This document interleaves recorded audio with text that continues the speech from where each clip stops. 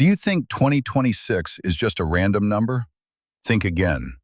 This is the singularity, the point where modern military AI algorithms and 2,600-year-old ancient manuscripts collide with bone-chilling precision.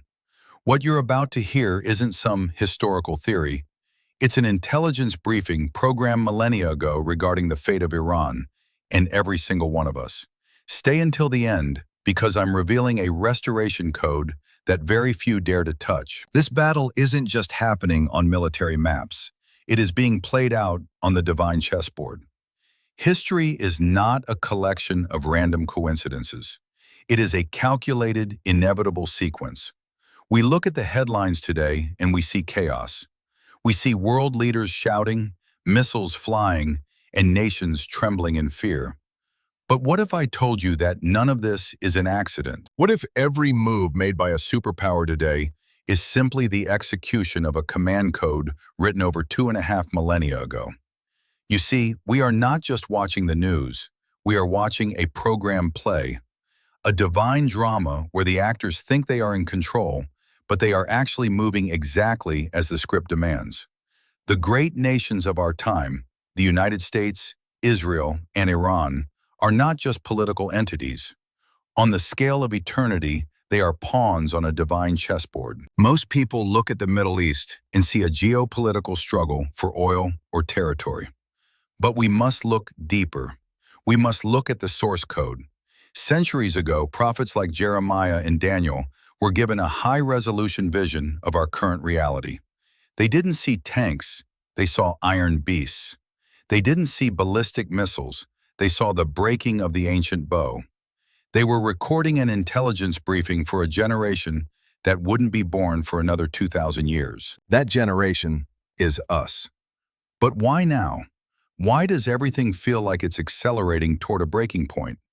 To understand the timing, we have to understand the matrix of 2026.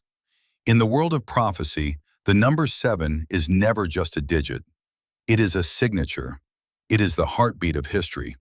Have you noticed the rhythm of our modern world? Have you noticed how every 7 years, the very foundations of our reality seem to shift and reset? The Bible calls this the Sabbath cycle. It is a divine pattern of restructuring. Look at the timeline of the last 2 decades with fresh eyes. 2008, the year of a global financial collapse that nearly erased the world's wealth. Exactly 7 years later, 2015, a year of unprecedented regional instability in the shifting of global alliances. Another 7 years later, 2022, the year the world's supply chains were shattered and the drums of war began to beat louder than ever before. And now we are racing toward the year 2026. This is not numerology. This is a pattern. 2026 marks the conclusion of a massive 7-year cycle that began in 2019, the year that fundamentally changed how humanity functions. We are approaching what experts call a historical singularity, a point where the past and the future collide. This cycle aligns with what the prophet Daniel called the 70th week. It is a period of time designed to trigger events that cannot be reversed. We stand at the threshold of a global reset. The invisible pawns are being forced into their final positions. Iran is not acting solely out of its own political will. It is responding to a spiritual gravity that has been pulling it for centuries. The leaders in Tehran might believe they are orchestrating a new world order, but they are merely following a path laid out by the Ancient of Days. This is why no peace deal seems to hold. This is why every ceasefire eventually fails. You cannot negotiate with a script that has already been finished. You cannot sign a treaty with a prophecy that is determined to be fulfilled. The Islamic Republic isn't just a modern state. It is the vessel for an ancient entity, Persia. And the commands given to Persia in the scrolls of old are being uploaded into our reality right now. Every satellite launch, every underground silo, every drone swarm, it is all part of a master plan that was sealed long ago. We are not just observers of a regional conflict. We are standing at the intersection of time. And as we begin to peel back the layers of this 2026 matrix, you will realize that your presence here at this exact moment in history is not a coincidence either. You were meant to see the board clearly. You were meant to understand the code, because when the bow finally breaks, only those who know the script will know where to find peace. To understand the future of the Middle East, we must first understand the physics of an ancient weapon. In the book of Jeremiah, chapter 49, the Creator issues a verdict that sounds more like a modern strategic strike than a religious text. He says, "Behold, I will break the bow of Elam, the chief of their might." Pause for a moment and think about that specific word, the bow. Why not their swords? Why not their chariots? In the ancient world, Elam, the region we now call southwestern Iran, was not known for massive fortresses or heavy infantry. They were the world's masters of the long-range strike. The Elamites were the most feared archers on the planet. Their bow was their pride. It was their national security. It allowed them to strike their enemies before they could even see their faces. In the eyes of an ancient strategist, Elam was the standoff power of antiquity. They projected force from a distance. Jeremiah's prophecy was surgically precise. By saying he would break the bow, God wasn't just talking about a piece of wood and string. He was talking about the dismantling of their entire military doctrine. He was talking about nullifying their ability to strike from afar. Now let's bring this into the 21st century. Look at the modern Islamic Republic. Does it rely on a massive world-class navy? No. Does it have the most advanced fighter jets in the sky? No. What is the chief of their might today? It is exactly what it was 2,600 years ago, the ability to strike from a distance. Today we call it the ballistic missile program. Iran possesses the largest and most diverse missile arsenal in the Middle East. Over 3,000 projectiles hidden in missile cities carved deep into the mountains of the very same region Jeremiah was writing about. The connection is not just symbolic, it is mathematical. Have you ever considered the trajectory of an arrow? When an archer releases a string, the arrow doesn't fly in a straight line. It follows a parabolic arc. It rises high into the air, reaches its peak, and then falls toward its target under the force of gravity. This is the exact same physics used in ballistic warfare. A ballistic missile is simply a high-tech arrow. It is launched into the upper atmosphere, follows a calculated curve through space, and descends with terrifying speed onto a target hundreds of miles away. When Jeremiah prophesied the breaking of the bow, he was describing the neutralization of launch platforms. He was describing the destruction of the very tools used to project power across borders. But there is an even deeper layer to this. Jeremiah specifies that this bow is the chief of their might. In modern military terms, we call this a center of gravity. It is the one thing that, if removed, causes the entire system to collapse. Iran's entire regional influence, its axis of resistance, is built upon this modern bow. It provides drones to its allies, missiles to its proxies, and keeps its enemies at bay through the threat of a long-range strike. The Bible didn't just predict a war. It identified the specific weapon system that would define that war. It identified the exact military capability that would be targeted. Think about the precision of that. 2,600 years ago, there were no satellites. There were no orbital scales. Yet the scripture points directly to the southwestern plains of Iran and says, "This is where their strength lies, and this is where it will be broken." Does this sound like a coincidence to you? Or does it sound like an intelligence briefing from a higher power who sees the end from the beginning? In ancient times, the Elamites provided mercenary archers to the great empires of the world. They were the arsenal of the East. Today, Iran has become the logistics hub for projectile technology across the entire Middle East. The cast of characters has changed, but the spirit of the weapon remains identical. The bow of Elam is being drawn once again. The tension is rising. The world is watching the radar screens, waiting for the first sign of that parabolic arc. But according to the scroll of Jeremiah, The outcome is already decided. The bow will not just be bent, it will be broken. As we move forward, we are going to look at the specific coordinates of this prophecy. We are going to look at a map and see how ancient Elam lines up, down to the very kilometer, with the most sensitive military sites in the world today. Because when you see the geography, you will realize that we aren't just reading history, we are reading today's satellite imagery. Most people look at Iran and see a vast, sprawling nation. But if you want to understand where the real power and the real danger is concentrated, you have to zoom in on a single province, Khuzestan. This southwestern corner of Iran is not just another region. It is the economic engine of the country. It is the heart of their oil industry. But more importantly, it is the exact geographic footprint of ancient Elam. What is shocking is not just the history, but the present.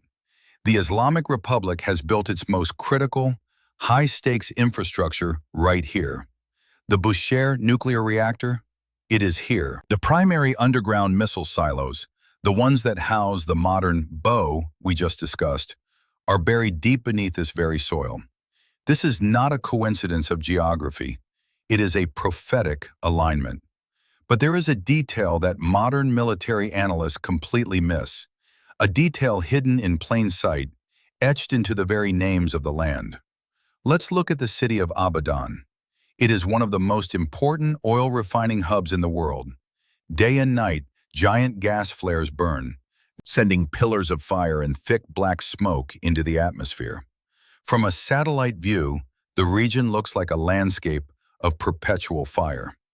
Now listen closely to the name, Abaddon. In the ancient Hebrew tongue, there is a word that sounds almost identical, Abaddon. To the scholars of the Bible, this name carries a heavy weight. In the book of Revelation, Abaddon is not a city. It is the name of the angel of the abyss, the king of the bottomless pit. His name literally translates to the destroyer. Is it just a linguistic quirk, or is it a divine marker? In Revelation chapter 9, a terrifying scene is described. A pit is opened, and smoke rises from it like the smoke of a great furnace, darkening the sun and the air. If you stand in the oil fields of Abadan today, you are standing in a place that fits that description perfectly. It is a land of furnaces, a land where the earth itself bleeds flammable black gold. The prophecy of Jeremiah warned that a fire would be kindled in the cities of Elam. If these oil refineries are struck in a modern conflict, if the heart of Khuzestan is ignited, the region will literally become a furnace. The smoke would be so dense, so overwhelming, that it would be visible from space, exactly as the prophets saw it millennia ago. A bottomless pit of smoke and fire that signals the hour of judgment. We see the Iranian regime placing its nuclear ambitions and its missile launch pads in the shadow of Abadan. They believe they are choosing a strategic stronghold. They believe they are protecting their future. But in reality, they have placed their greatest assets directly inside the geographic target zone of an ancient verdict. Why did they choose this specific spot? Perhaps they thought the proximity to the coast and the oil wealth made it impregnable. But the Bible didn't predict an attack on the political capital of Tehran. It pointed its finger at the military launch pad of Elam. It pointed to the region of the destroyer. Think about the precision. 2,600 years ago, there was no oil industry. There was no concept of a nuclear reactor or a ballistic missile silo. Yet the scriptures identified the exact coordinates where the fire would break out. It identified the exact region that would be consumed. This is what we mean when we call this a modern intelligence briefing. The prophets were not just seeing war. They were seeing the specific landscape of the 21st century. They were looking at the refineries. They were looking at the silos. They were looking at Abadan and seeing the rise of Abaddon. When you look at a map of Iran's missile cities today, you are looking at a map of ancient Elam. Every silo, every hidden launch platform is a fulfillment of a line of text written before the first empire of Persia even rose to power. The stage has been set for thousands of years.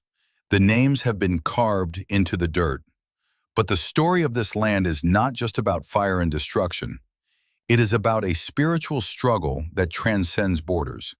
As we move from the oil fields of the southwest to the royal courts of the north, we find that this land was also the stage for a different kind of power, a power that didn't rely on missiles or fire, but on a single voice that changed the fate of an empire. To understand that, we have to look at the dreams of a captive named Daniel. While the prophet Jeremiah was decoding the physical weapons of the future, another young man, thousands of miles away in the heart of the Babylonian Empire, was given a vision of the terrifying spirit behind the machine. His name was Daniel. Daniel was just a teenager when he was taken as a slave to the most powerful city on earth. But in the midst of that golden exile, God opened his eyes to the true nature of the empires that would shape human history. One night, while the rest of the world slept, Daniel saw a sea tossed by the four winds of heaven, and out of that chaotic sea, he saw a beast. This was the second beast of his vision. It wasn't a lion or a leopard, it was a bear. A gigantic, brutal, and monstrous bear. But as Daniel watched, he noticed something deeply unsettling. This bear wasn't standing straight. The scripture tells us it was raised up on one side. It leaned. It was lopsided. To a modern observer, this might seem like a minor detail, but to a student of history and prophecy, this is the master key. This bear represented the Medo-Persian Empire, ancient Iran, and that raised side perfectly predicted the internal architecture of the nation for the next 2,500 years. You see, the Medes and the Persians were two different peoples joined together. At first, they were partners, but very quickly the Persians became the dominant force. They grew taller, stronger, and more aggressive. The empire walked with a heavy, uneven step because one side held all the power. Now, fast forward to today. Look at the modern Islamic Republic. If you look closely at their military structure, you will see a chilling reflection of Daniel's lopsided bear. Most countries have one national army, but Iran has two. They have the regular military, the Artesh, responsible for defending the borders. And then they have the raised side. This is the Islamic Revolutionary Guard Corps, the IRGC. The IRGC is not just a branch of the military, it is a state within a state. It is the elite ideological heart of the regime that answers to no one but the supreme leader. While the regular army follows traditional laws of warfare, the IRGC operates in the shadows. It has its own intelligence agency, its own massive business empire, and its own foreign policy. It is the side of the bear that has been raised up above the law, above the government, and above the people. But Daniel's vision didn't stop at the bear's stance. He saw something clenched between its teeth, 3 ribs, and a voice commanded the beast, "Arise, devour much flesh." In the ancient world, those 3 ribs were the 3 great conquests that secured the Persian Empire: Lydia, Babylon, and Egypt. The bear crushed them to feed its insatiable hunger. But look at the headlines today. Look at what analysts call the axis of resistance: Iraq, Syria, Yemen. Can you see the ribs in the mouth of the modern bear? These nations have been clenched in the jaws of the IRGC's influence for decades. This isn't just a political alliance. It is a process of consumption. The IRGC doesn't just partner with these countries. It moves in, establishes its own militias, and effectively devours their sovereignty to fuel its own regional expansion. The command to devour much flesh is a warning of an appetite that knows no borders. This is not a defensive power. This is a beast of conquest. The raised side, the IRGC, is specifically designed for extraterritorial operations. Through the Quds Force, they project power thousands of miles away, exactly like the archers of Elam, but with the brutal, crushing weight of a bear. This unevenness is the very source of their strength and their danger. Because the IRGC operates outside the traditional legal structures of the state, they can strike without warning. They can fund proxies, launch drones, and coordinate saturation attacks while maintaining a layer of plausible deniability. They are the lopsided power that keeps the entire Middle East off balance. Daniel stood on the banks of a river in ancient Susa, a city in the heart of what is now the IRGC's most sensitive military zone, and he trembled. He wasn't trembling because of a history lesson. He was trembling because he saw an empire that would be defined by its aggression and its uneven, monstrous nature. He saw a bear that would rise later but grow higher. He saw a power that would not stop until it had devoured everything in its path. And today, as we watch the raised side of this modern empire prepare for a final collision, we have to ask ourselves, are we watching a new conflict, or are we just watching the final steps of a bear that began its march 26 centuries ago? The appetite of the bear is growing. The ribs are already in its teeth. And according to the vision, the command to arise has already been given. But to truly understand why this beast is so focused on one specific piece of land, we have to go even deeper. We have to look at a struggle that isn't just between armies, but between ancient spiritual principalities. To see that, we must step into the royal palace of Susa and witness the miracle of a woman who faced the beast and won. Why does every ceasefire in the Middle East feel like nothing more than a countdown to the next explosion? We watch the diplomats in their expensive suits. We see the signed papers, the handshakes, and the official statements. And yet, the ink is barely dry before the sirens wail again. The world asks, why can't they just find a way to live in peace? The answer is something you will never hear on the evening news.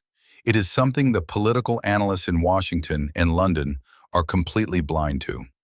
The reason these peace deals fail is simple. This is not a conflict between human beings. We think we are watching a war over territory. We think we are watching a struggle for oil or borders or national pride. But those are just the shadows on the wall. If you want to understand why diplomacy is bankrupt in this region, you have to look past the flesh and blood. You have to look at the cosmological dimension. This is a war of the principalities. To understand what is happening in Tehran and Jerusalem today, we have to go back to a mystery revealed in Daniel chapter 10. Daniel, the prophet, had been fasting and praying for 3 full weeks. He was seeking an answer from the heavens about the future of his people.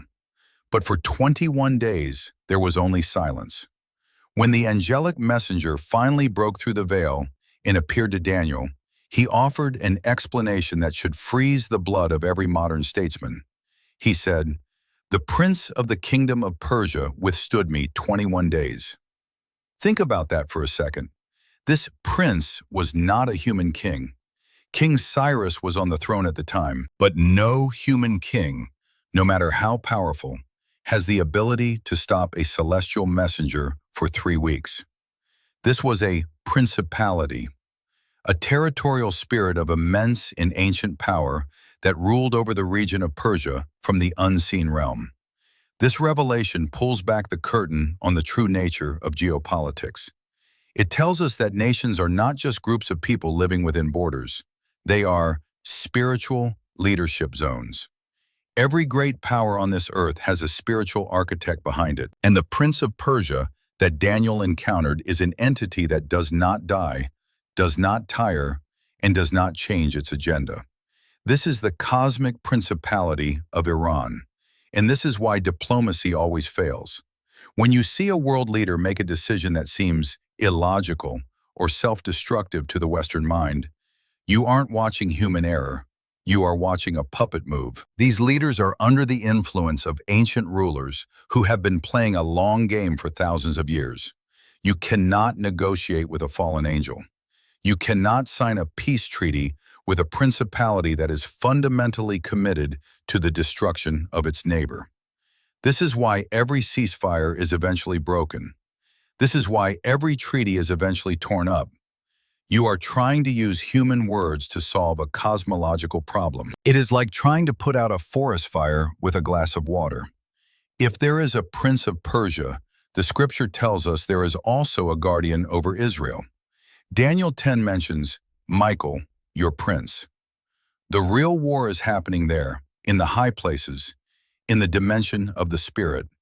The drones we see on our radar screens, the missiles we see streaking across the night sky, those are just the physical ripples of a much larger, much darker collision in the heavens. We are living in a time where the invisible pawns are being forced into their final positions.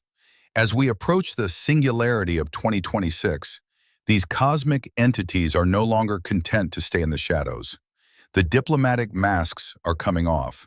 The Prince of Persia is pressing for a final confrontation, a move that was predicted in the ancient scrolls long before the first drone was ever built.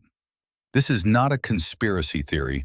This is the biblical source code of history. When the Bible calls these entities rulers of the darkness of this world, it means they actually rule. They influence the thoughts of generals. They guide the pens of lawmakers. They stoke the fires of ancient hatreds that should have died centuries ago. So when you hear the news reports about the latest peace initiative, don't be deceived.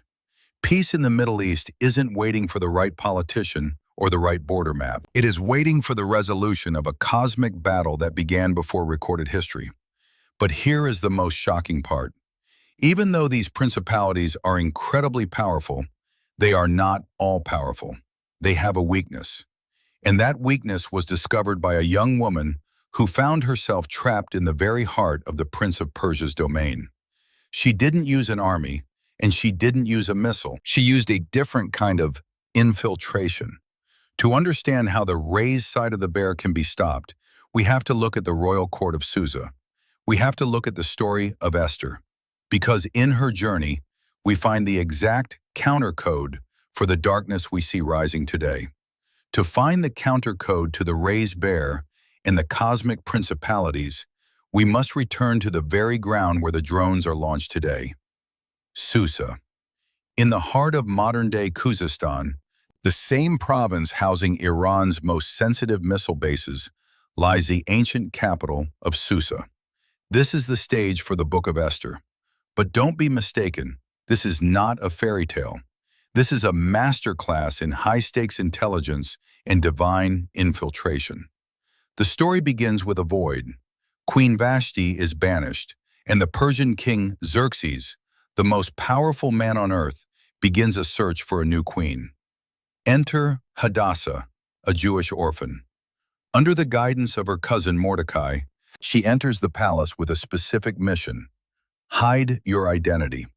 In the halls of the Persian court, she becomes Esther. Think about this through a modern lens.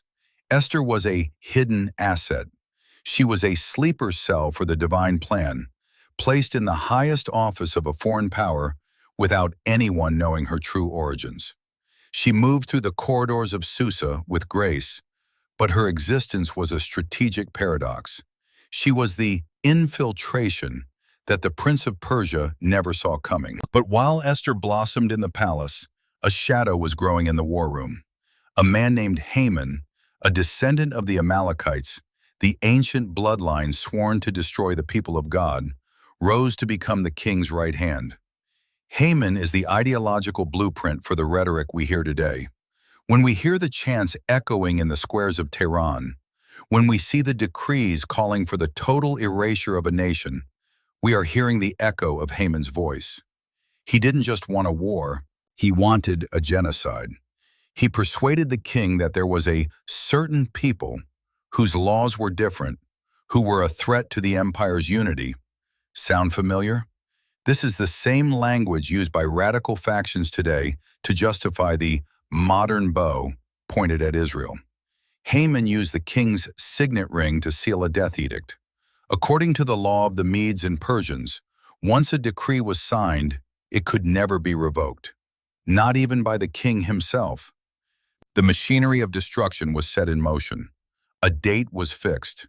The fate of the Jewish people seemed sealed by the rigid, unchangeable laws of an empire. This is the paradox of survival. How do you stop a military machine that is legally bound to destroy you? Mordecai sends a message to Esther that rings through the centuries. Do not think that because you are in the king's house, you alone of all the Jews will escape. Who knows but that you have come to your royal position for such a time as this? Esther's response was not one of panic, but of calculated spiritual intelligence. She didn't launch a protest. She didn't attempt a coup. She used the king's own protocol against the enemy. She called for a fast, a spiritual mobilization, and then she walked into the inner court uninvited, a move that carried a death sentence, but the king extended his scepter. What follows is a tactical play of patience. Esther didn't reveal Haman's plot immediately. She invited the king and Haman to a banquet, then another. She allowed Haman's pride to blind him. She gathered her intelligence and waited for the exact psychological moment when the king's heart was open. At the second banquet, she unsheathed the truth. She revealed that she, the queen he loved, was one of the people marked for slaughter. In a single moment, the hidden asset became the primary witness.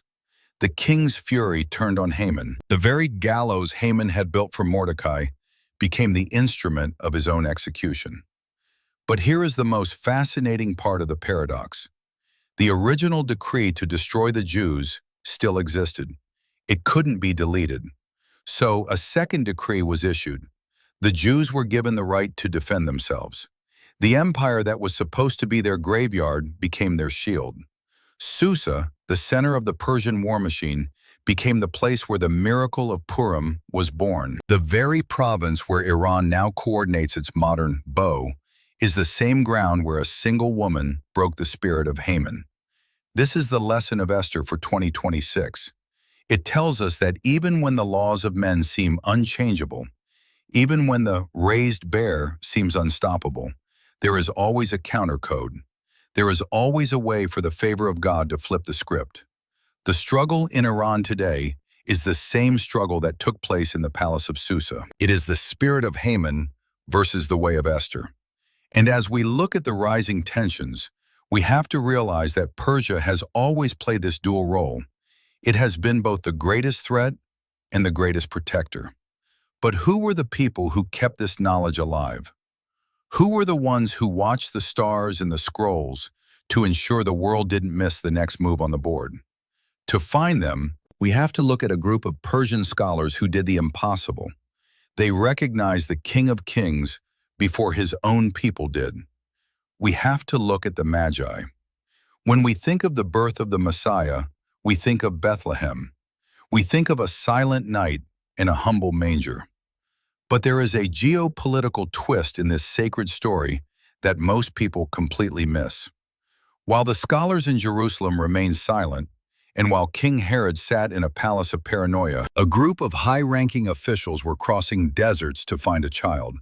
We call them the Magi. But who were they? They weren't just three kings from a Christmas card. The term Magoi refers to a highly influential priestly caste from the East, specifically from the heart of the Medo-Persian Empire. These were the elite astronomer priests of ancient Iran. They were the keepers of wisdom, the scientists of their day, and the advisors to emperors. But an inevitable question arises. Why would Persian priests travel over 1,000 miles to worship a Jewish king? Why did they have more spiritual intelligence than the very people who lived in the shadow of the temple? The answer lies 600 years earlier in the royal courts of Susa in Babylon. Remember Daniel? He wasn't just a captive who survived a lion's den. After interpreting the dreams of Nebuchadnezzar and Cyrus, Daniel was promoted to a position of immense power. The Bible tells us he was appointed as the chief of the wise men. In other words, Daniel was the head of the Magi. For decades, Daniel lived in the heart of what is now Iran. He didn't just interpret dreams, he left a legacy. He left a source code. Daniel recorded the arrival of the Messiah with mathematical, surgical precision.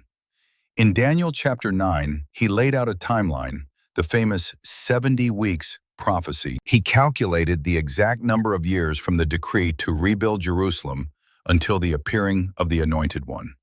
For 6 centuries, while generations rose and fell, this prophetic timestamp was safeguarded in the archives of Persia. The Persian Magi were the code keepers. They weren't just looking at the stars, they were checking their watches. They knew the math because their greatest predecessor, Daniel, had taught their ancestors. When that specific star appeared, it wasn't just a celestial event. It was a signal that the countdown had reached 0. Think about the irony. The nation we now see in the headlines as the primary adversary of Israel was the first nation to recognize its Savior. Before a single apostle was called, before the first miracle was performed in Galilee, it was the Persians who brought the gold, the frankincense, and the myrrh. They acknowledged his kingship with gold. They confessed his divinity with frankincense. And with myrrh, they anticipated his sacrifice. These weren't just gifts. They were a testimony of deep prophetic understanding. This moment was a prophetic act of the highest order. Persia, the very nation that had once financed the rebuilding of the temple under Cyrus, was now the first Gentile witness to recognize the King of Kings. Persian astronomy confirmed Hebrew prophecy. But why does this matter for us today? It proves that Iran's history is not defined solely by conflict. From the very beginning, Persia has been woven into the fabric of God's plan. They have been the redeemers, the protectors, and the first witnesses. But as we stand on the threshold of 2026, the story takes a darker turn. The nation that once guarded the Messiah code is now moving into a different kind of role. The archives of Susa are being replaced by the missile silos of Khuzestan. The wisdom of the Magi is being overshadowed by the raised side of the bear. If Persia was the first to acknowledge the king at his birth, the ancient scrolls warn that they will also be at the center of the storm at the end of the age. But this time they won't be coming with gifts.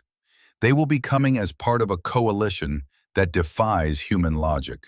To understand what happens when the code keepers become the invaders, we have to look at the most feared vision in the Old Testament. We have to look at the cloud that Ezekiel saw covering the land. And we have to see how modern AI is bringing that ancient storm to life. We have seen how Persia was the redeemer of Israel, the builder of the temple, and the first witness to the Messiah. But the ancient scrolls contain a darker chapter, a chapter that hasn't been fulfilled yet, but is unfolding right before our eyes in the news cycles of today.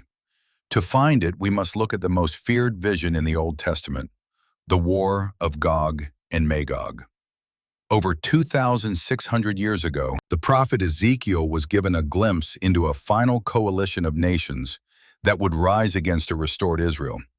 The list is specific: Magog from the far north, Cush and Put from Africa. And right there at the top of the list is Persia, ancient Iran. Ezekiel describes their advance with a visually striking image. He says, "You will come from your place in the far reaches of the north. You will surge like a tempest, like a cloud covering the land, you and all your troops and many peoples with you." For centuries, theologians tried to imagine what this meant. Did it mean a massive cavalry of horses? A sea of infantry? In the ancient world, a cloud covering the land was simply a way of describing an army so vast you couldn't count the soldiers. But in the 21st century, this image has taken on a literal, chilling, technical edge. When you look at the skies today, you aren't seeing horses. You are seeing the saturation doctrine. This is the military strategy of the modern era, and Iran has become its undisputed master. Think about the attack on April 13th. It was a rehearsal for Ezekiel's vision. Hundreds of drones and missiles launched simultaneously, filling the sky. This is what military analysts call a saturation attack. The goal isn't just to strike a target, it's to overwhelm the enemy's senses. You launch so many projectiles that the sensors, the radars, and the air defense systems simply cannot keep up. The sky becomes a cloud of metal and fire. But there is a new, even more terrifying layer to this cloud: swarm intelligence. Today we are moving past the era of human pilots. We are entering the era of autonomous AI swarms. Imagine thousands of small, cheap drones, like the Shahed drones we see in the headlines, communicating with each other in mid-flight. They don't need a human to guide each one. They operate like a flock of birds or a swarm of locusts. They move as a single, collective mind. When Ezekiel saw a cloud covering the land, he was describing the exact visual effect of a drone swarm, a decentralized, autonomous force that moves like an act of nature. It is a tactical masterpiece of terror. And why Iran? Why is Persia the lead architect of this cloud? Because they have realized a fundamental truth of modern warfare. Quantity has a quality all its own. While their enemies build multi-million-dollar missiles, Iran builds thousands of low-cost drones. They aren't trying to out-tech the West. They are trying to out-swarm them. They are building the very cloud that Ezekiel predicted would one day sweep across the glorious land. The prophecy adds a precise geographic detail. It says Gog will come from the far reaches of the north. Today we see a military alliance between Moscow and Tehran that is the strongest in history. Russia provides the satellite technology and the advanced air defense, while Iran provides the cloud, the drones, and the ballistic missiles. They are sharing the source code for the final invasion. But here is the climax of Ezekiel's vision. He doesn't just describe the attack, he describes the response. As this cloud approaches, as the saturation attack reaches its peak, the prophecy warns that God himself will intervene. The text describes earthquakes, fire, and sulfur falling from the sky. It describes confusion in the ranks, where the coalition's own weapons turn against them. In a modern war scenario, this suggests something far beyond a natural storm. Military experts look at phrases like fire from heaven and confusion and see the effects of electromagnetic pulse weapons, EMP, capable of frying an enemy's electronics in an instant. Or perhaps catastrophic guidance failures, where the very AI controlling the swarm is hacked or neutralized, sending the cloud back into the mountains from which it came. The pride of modern technology, the autonomous swarm, the saturation attack, the AI-guided missile, will face a power that exists outside of any algorithm. The Bible is clear. The final battle is not won by the most drones, but by the one who created the heavens they fly in. Iran is readying the cloud. The drones are being mass-produced. The alliances are signed. The stage Ezekiel saw 2,600 years ago is finally set. But as we watch the missiles rise, we must remember that the end of this story isn't ashes. It is redemption. Because even in the midst of this coming fire, there is a different kind of awakening happening underground. Away from the drone factories and the missile silos, a silent transformation is taking place in the hearts of the Persian people themselves. To understand the true future of Iran, we have to look past the cloud of war and into the underground where a new light is breaking. We have spent much of this journey looking at satellite maps, missile trajectories, and the movements of ancient principalities. We have decoded the modern bow and the raised side of the bear. But if we only look at the hardware of war, we miss the most important part of the prophecy. We miss the heartbeat of 80 million people. Imagine for a moment that you are a young person in Tehran or Shiraz. You live in a land of breathtaking beauty and ancient culture, but you also live in the shadow of the sirens. You see the headlines. You know that your home, the ancient land of Elam, has been turned into a launch pad for a conflict you didn't ask for. You are caught in the crossfire between a rigid political regime and a prophetic script that seems to be racing toward a climax. For decades, the world has seen Iran as a monolith. We see the black banners and the military parades. But beneath that surface, there is a profound and silent exhaustion. A generation is rising that is disillusioned with the radicalism of the past. They are tired of the spirit of Haman. They are looking for a way out of the darkness. And this is where we find the most incredible paradox of the 2026 Singularity. While the raised bear, the IRGC, is busy building missile cities deep underground to hide their arsenal, something else is growing in those same shadows. In the very bunkers where people huddle in fear of the coming fire, a different kind of light is breaking through.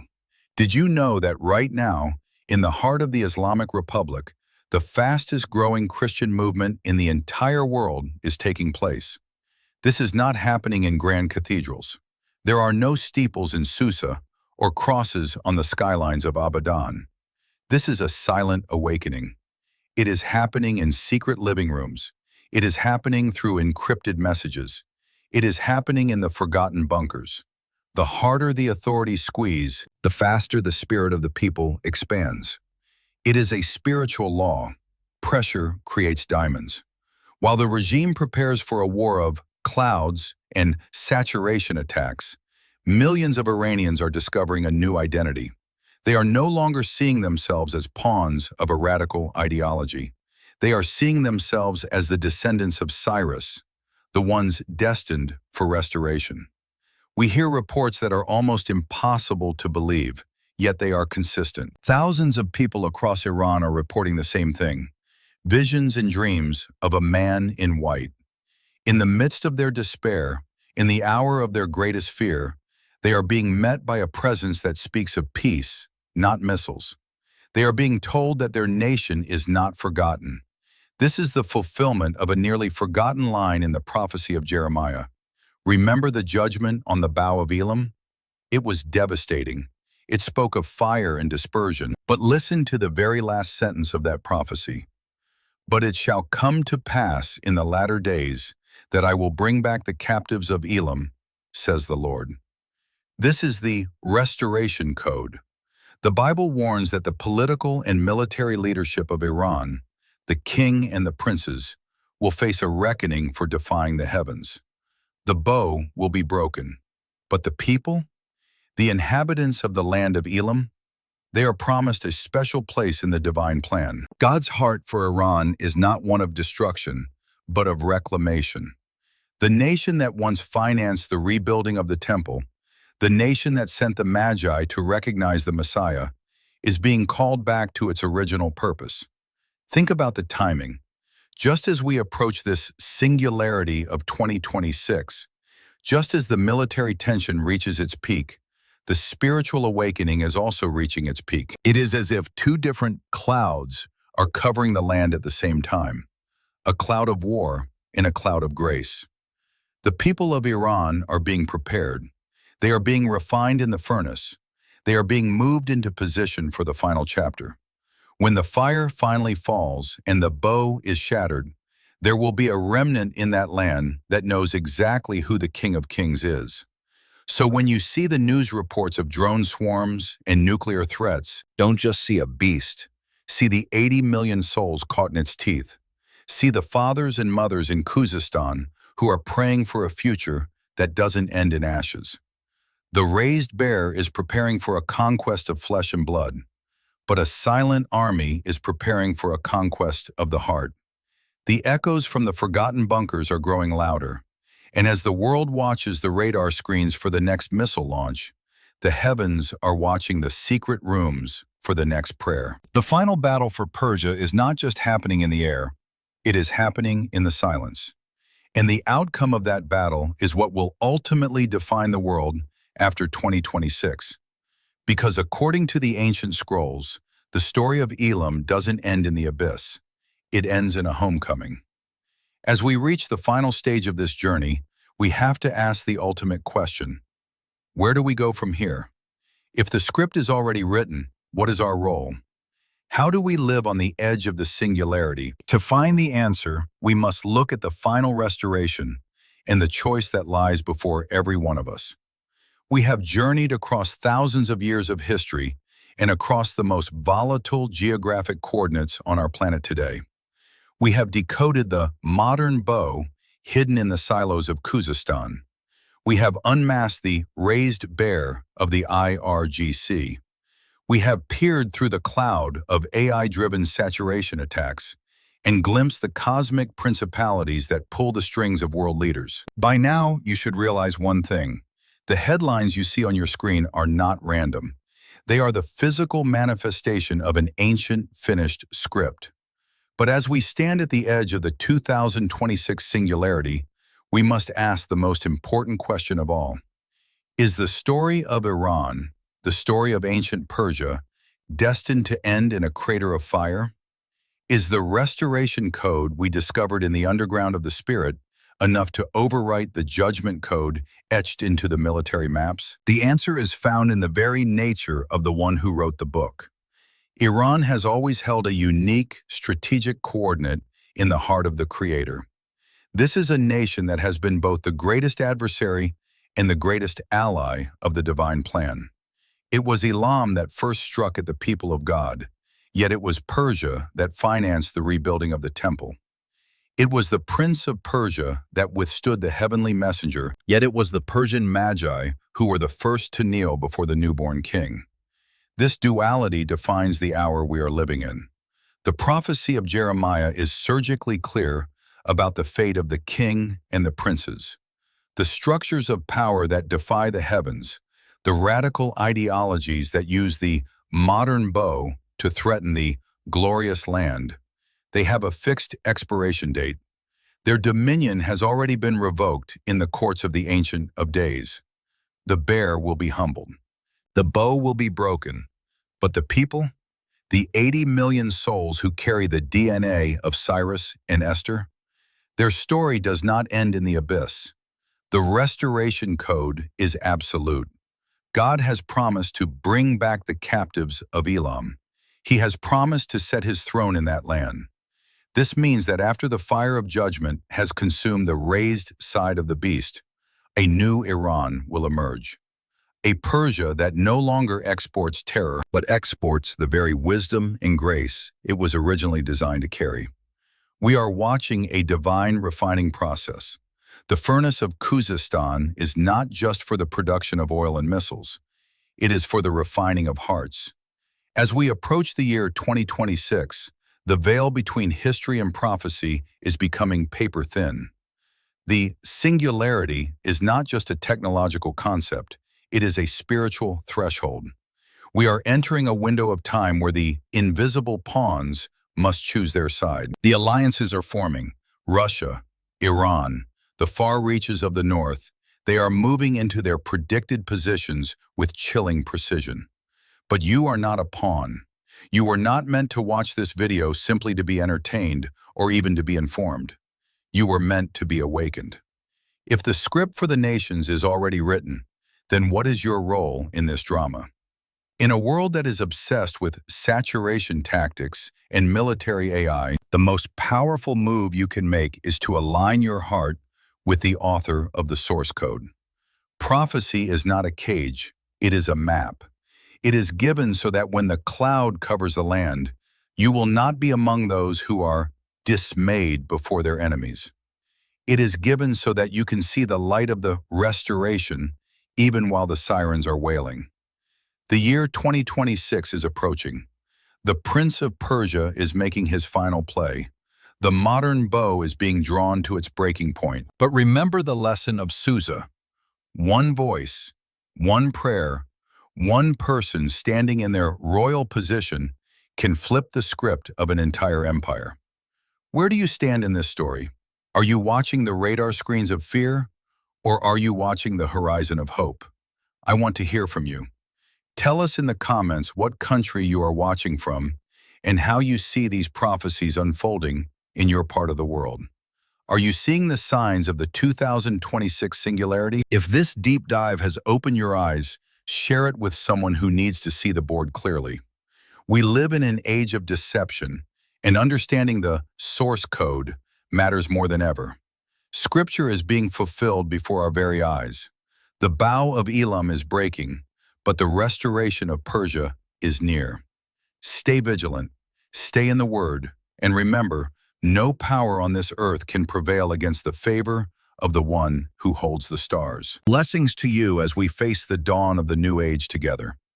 Would you like me to continue exploring the hidden codes of 2026 in our next briefing? Click the video on your screen right now to see what the ancient scrolls say about the coming global reset. I'll see you there.